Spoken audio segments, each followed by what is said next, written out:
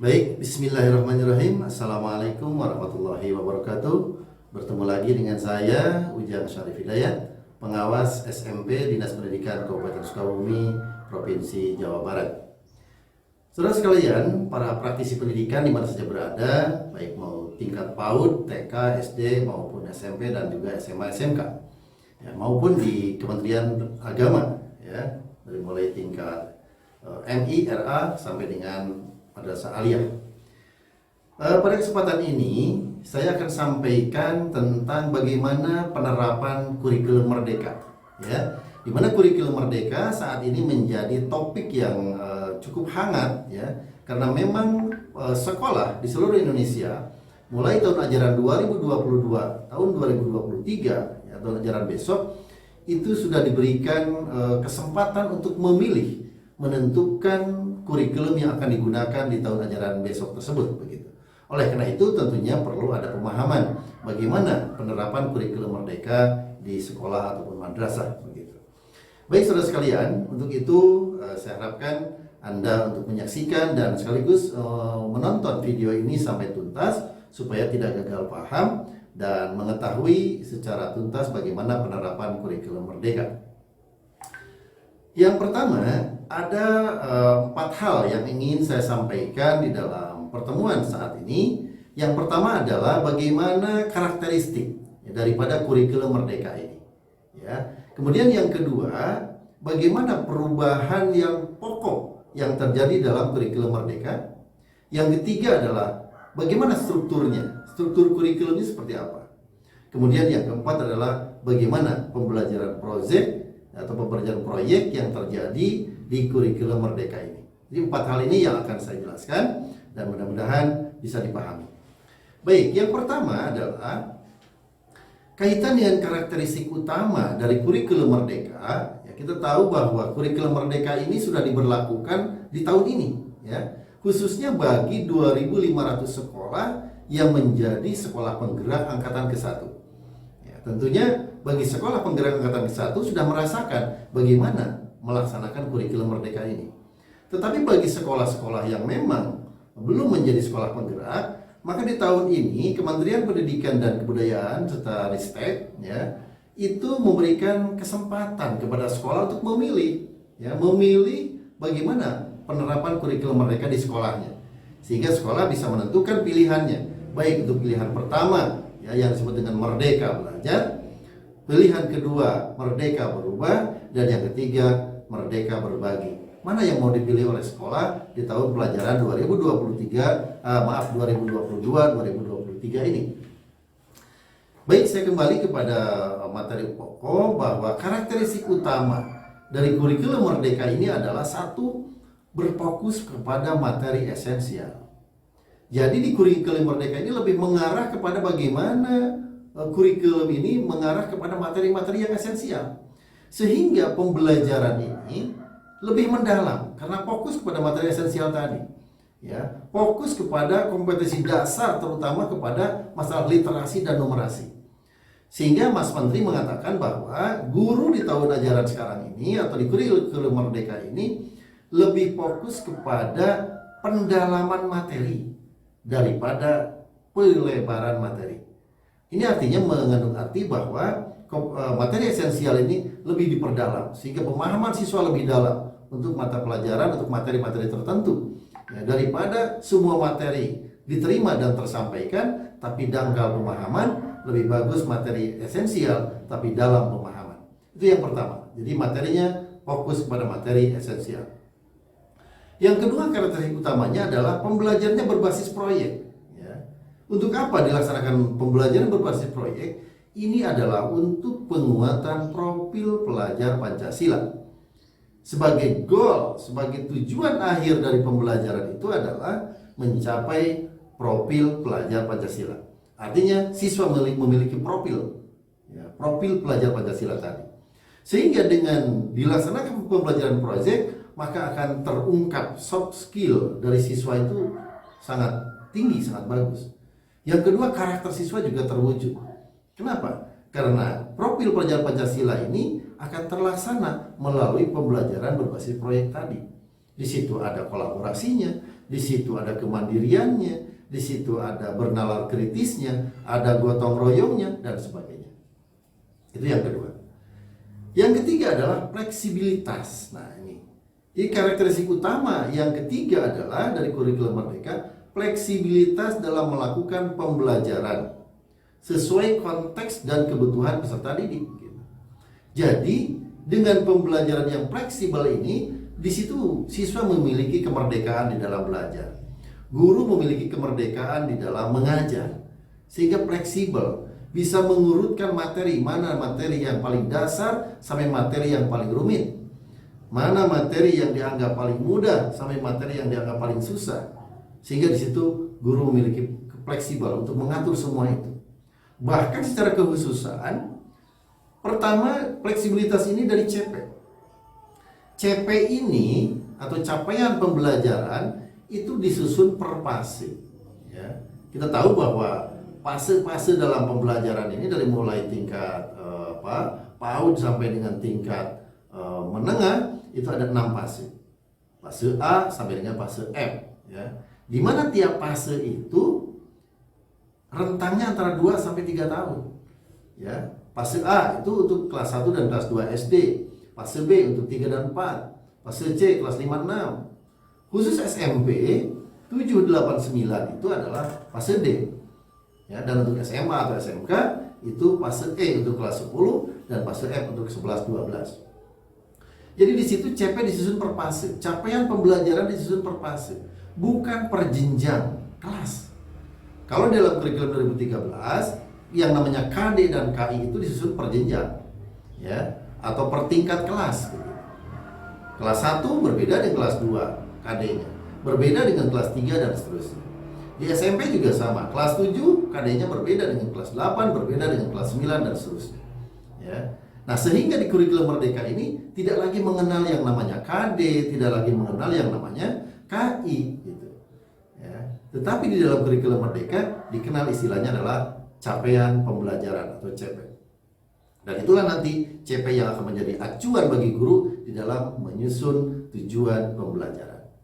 Itu yang pertama. Yang kedua adalah jumlah jam pelajaran. Jam pelajarannya itu disusun per tahun, tidak lagi disusun per minggu begitu. Kalau dalam kurikulum 2013, jam pelajaran itu disusun per minggu. Misalnya guru bahasa Inggris, ya, jumlah jamnya 4 jam. Ya, mengajarnya berapa kelas? 6 kelas. Tinggal ngitung aja, 6 kali 4, 24 jam, selesai.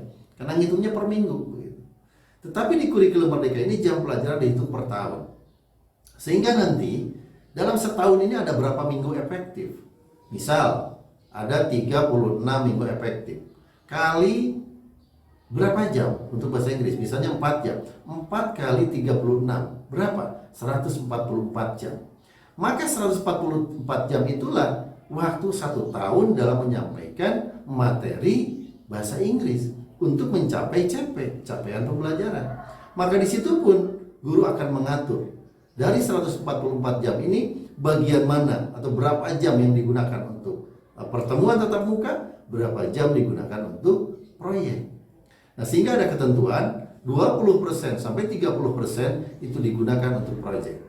Maka nanti kalau misalnya ditentukan 25% saja, maka 36 jam digunakan untuk proyek, maka sisanya digunakan untuk pembelajaran intrakurikuler atau tatap muka. Itu pengaturannya. Jadi jam pelajaran dihitungnya per tahun, tidak lagi per minggu. Yang ketiga adalah pendekatan pembelajarannya.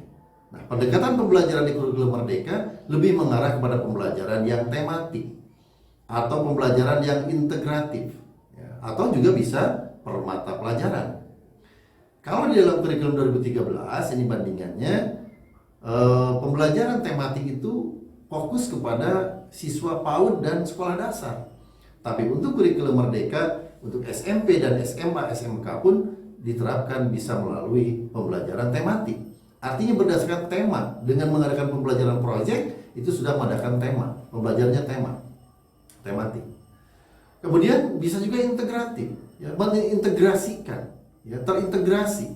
Pembelajaran proyek juga ada kolaborasi antara mata pelajaran satu dengan mata pelajaran yang lain, sehingga mereka tidak parsial berdiri masing-masing mata pelajaran, tapi bisa berkolaborasi. Ada beberapa hal yang berubah pada kurikulum Merdeka ini, khususnya saya jelaskan pada jenjang SMP misalnya. Pertama, perubahannya adalah mata pelajaran PPKN berubah menjadi pendidikan Pancasila. Yang kedua, informatika itu menjadi mata pelajaran wajib. Kalau kemarin yang namanya informatika atau TIK itu pelajaran pilihan. Kalau sekarang informatika menjadi mata pelajaran wajib. Kenapa demikian? Karena di dalam kurikulum Merdeka, baik guru maupun siswa sudah mengarah kepada bagaimana pembelajaran yang berbasis digitalisasi. Maka informatika itu menjadi sesuatu yang penting. Yang ketiga adalah prakarya. Nah, ini prakarya menjadi salah satu pilihan pada materi seni dan prakarya. Jadi sekolah di situ bisa memilih ya, dari mata pelajaran seni yang kemarin seni dan budaya, sekarang seni dan prakarya. Itu bisa dipilih. Sekolah bisa memilih minimal satu jenis seni. Apakah seni tari, seni seni rupa, seni teater, atau seni musik misalnya. Bisa dipilih salah satu, ya. Atau misalnya memilih 2 atau 3, tergantung kepada siswa yang memilih mata pelajaran tersebut ya, tetapi bagi siswa tetap pilihannya hanya satu, memilih salah satu seni ataupun prakarya. Maka prakarya menjadi salah satu pilihan. Itu beberapa hal yang berubah. Kemudian di dalam kurikulum 2013, seni dan budaya itu siswa wajib memilih 2 aspek per semester ya. Kemudian prakarya atau informatika siswa memilih salah satu. Tapi di sini sekarang informatika justru menjadi mata pelajaran yang wajib. Saudara sekalian, saya lanjutkan. Nah, ini bagaimana kita menyikapi kaitan informatika dengan TIK? Itu berbeda. Ya. Jadi mata pelajaran informatika itu lebih luas artinya daripada TIK. Ya. Jadi mapel informatika ini lebih luas artinya dan TIK itu hanya bagian daripada informatika. Ya, maka tentunya lebih luas informatika daripada TIK. TIK bagian daripada informatika. Nah, kita ambil contoh misalnya di pelajaran TIK itu mata pelajaran TIK lebih fokus kepada bagaimana siswa menggunakan software yang sudah ada. Ya, apakah menggunakan Word, menggunakan Excel ataupun belajar PowerPoint dan sebagainya. Itu hanya menggunakan yang ada, yang memang sudah ada di Microsoft Office gitu. Itu pelajaran TIK. Tapi kalau informatika ya, itu lebih kepada bagaimana penyiapan siswa untuk menghadapi era industri 4.0. Sehingga siswa di situ bisa melakukan yang namanya analisis data, ya, melakukan sistem jaringan, kemudian hingga programmer misalnya. Itu ada dalam mata pelajaran informatika. Sehingga informatika lebih luas daripada TIK begitu. Maka diharapkan siswa apalagi guru sekarang sudah bisa merasuk bagaimana memahami tentang informatika tentunya. Nah, kaitan dengan pengajarnya, ya, pengajar mata pelajaran informatika ini tidak harus lulusan dari ilmu komputer. Bisa saja mata pelajaran yang diajarkan informatika itu gurunya bisa dari berbagai latar belakang. Ya, misalnya kualifikasi akademik sarjana atau sertifikat pendidiknya ada di bidang ilmu komputer bisa, atau di bidang informatika juga bisa, atau dari TIK sendiri atau bisa, atau juga dari MIPA Sains itu bisa. Jadi yang jelas guru yang bersangkutan memiliki kemampuan yang mumpuni dalam bidang informatika. Nah, mata pelajaran informatika pilihan di SMA kelas 11 dan 12 itu dapat diampu oleh guru yang memang mempunyai kualifikasi akademik sarjana atau sertifikat pendidik ilmu komputer ataupun informatika begitu. Jadi ini kekhususan daripada informatika di kurikulum Merdeka sekarang ini. Nah, kaitan di kurikulum strukturnya, sekarang yang ketiga saya langsung kepada struktur kurikulum yang ada di sekolah menengah pertama. Pertama, ya, dalam kurikulum SMP ini pendekatan pembelajarannya sekali lagi tematik, ya, integratif dan bisa juga mata pelajaran.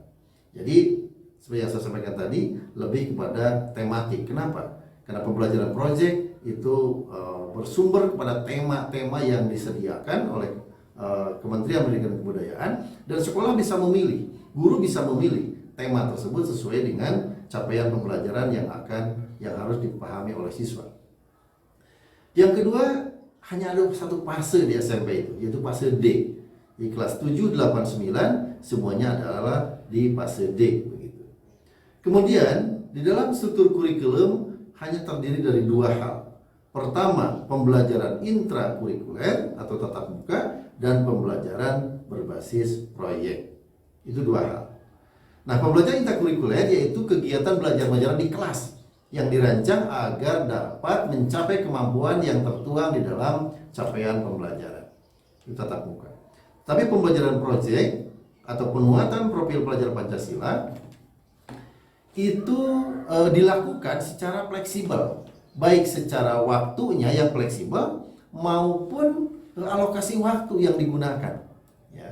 Jadi pembelajaran proyek ini bisa fleksibel guru menggunakannya, bisa menggunakan waktu yang masuk ke dalam tatap muka di kelas. Misalnya kalau dalam sehari ada 8 jam, jam ke-1 sampai jam ke-6 itu belajar tatap muka biasa, 7 ke 8-nya digunakan untuk proyek. Atau bisa saja digunakan di hari tertentu. Misalnya di hari Senin sampai hari Jumat itu belajar tatap muka di kelas, dan hari Sabtunya khusus hari yang digunakan untuk proyek. Atau di blok dalam bulan tertentu. Ya, misalnya bulan ke-1, ke-2, ke-3, ke-4 atau ke-5 itu untuk pembelajaran biasa, dan bulan ke-6-nya untuk pembelajaran khusus proyek. Kira-kira seperti itu. Jadi akan diserahkan kepada guru di sekolahnya masing-masing. Nah, kaitan dengan struktur kurikulum yang di SMP ini, jadi setiap mata pelajaran sudah punya ketentuan jam pelajaran yang ditentukan. Ya, tentunya disitulah yang akan diolah oleh guru, mana yang digunakan untuk tatap muka di dalam kelas, mana yang akan digunakan oleh guru untuk pembelajaran berbasis proyek. Saya contohkan misalnya tadi bahasa Inggris. Bahasa Inggris 4 jam. Maka yang 3 jam untuk pembelajaran tatap muka, dan yang 1 jamnya digunakan untuk proyek. Karena 1 jam dari 4 jam berarti 25%-nya digunakan untuk proyek. Ya. Nah, sama hal di pelajaran yang lain pun demikian. Maka ini guru bisa fleksibel menentukan itu, dan semua jam pelajaran itu dihitung per tahun seperti yang tadi saya jelaskan di awal. Ya. Dan sekolah itu bisa menambahkan mata pelajaran muatan lokal sesuai dengan kekhasan sekolahnya masing-masing, dan bulog itu bisa digunakan berdiri mata pelajaran tersendiri, ya, ataupun terintegrasi ke dalam mata pelajaran, ataupun terintegrasi ke dalam tema proyek. Jadi diserahkan kepada sekolah masing-masing. Nah, sedikit saya jelaskan tentang pembelajaran berbasis proyek. Ya. Jadi untuk tingkat SMP itu minimal 3 kali dalam setahun proyeknya itu. Kalau SD hanya 2 kali dalam setahun. Untuk SMP, SMA itu 3 kali dalam setahun proyeknya. Nah, nanti sekolah bisa memilih tema mana yang sesuai dengan capaian pembelajaran yang ingin dicapai. Ya, ada 7 tema yang disediakan. Pertama, gaya hidup berkelanjutan, itu tema pertama. Yang kedua, kearifan lokal. Ya. Yang ketiga, Bhinneka Tunggal Ika. Yang keempat, bangunlah jiwa dan raganya. Yang kelima, suara demokrasi. Yang keenam, rekayasa dan teknologi. Yang ketujuh adalah kewirausahaan. Dari 7 tema ini silahkan dipilih oleh sekolah, oleh guru ke dalam proyek yang akan dikerjakan oleh siswa, akan diberikan dalam pembelajaran kepada siswa, dan disesuaikan dengan capaian pembelajaran masing-masing. Kemudian dari ketujuh ini bisa dipilih 3 tema yang bisa diterapkan dalam 1 kali pelaksanaan proyek. Jadi proyek ke-1, ke-2, ke-3 bisa berbeda begitu. Ya, bisa berbeda, tidak harus sama temanya. Demikian juga mata pelajaran yang lain yang tergabung berkolaborasi bisa menggunakan tema-tema yang lain yang sesuai dengan pilihannya masing-masing. Demikian yang bisa saya sampaikan dari penjelasan bagaimana penerapan kurikulum Merdeka ini, dan untuk selanjutnya perlu saya simpulkan bahwa semua sekolah, guru, dan semua praktisi pendidikan untuk tahun ajaran baru 2022-2023 diharapkan bisa menggunakan atau memahami seperti apa penggunaan kurikulum Merdeka ini. Dan bagi sekolah itu silakan memilih 3 pilihan yang ditentukan. Bisa memilih pilihan pertama, yakni kurikulum Merdeka Belajar, artinya adalah sekolah masih menggunakan kurikulum 2013 tapi masih mengambil dan mengadopsi prinsip-prinsip dari kurikulum Merdeka. Atau pilihan yang kedua, Merdeka Berubah, artinya sekolah sudah menggunakan kurikulum Merdeka tetapi perangkat ajar yang digunakan masih menggunakan yang disediakan oleh pemerintah. Dan yang ketiga adalah Merdeka Berbagi, artinya sekolah sudah memiliki kemandirian dan menggunakan proses pembelajaran kurikulum Merdeka dengan perangkat ajar yang dibuat sendiri secara mandiri. Mudah-mudahan kita semua bisa memahami dan melaksanakan kurikulum Merdeka di tahun ajaran baru 2022-2023. Terima kasih. Saya tutup. Assalamualaikum warahmatullahi wabarakatuh.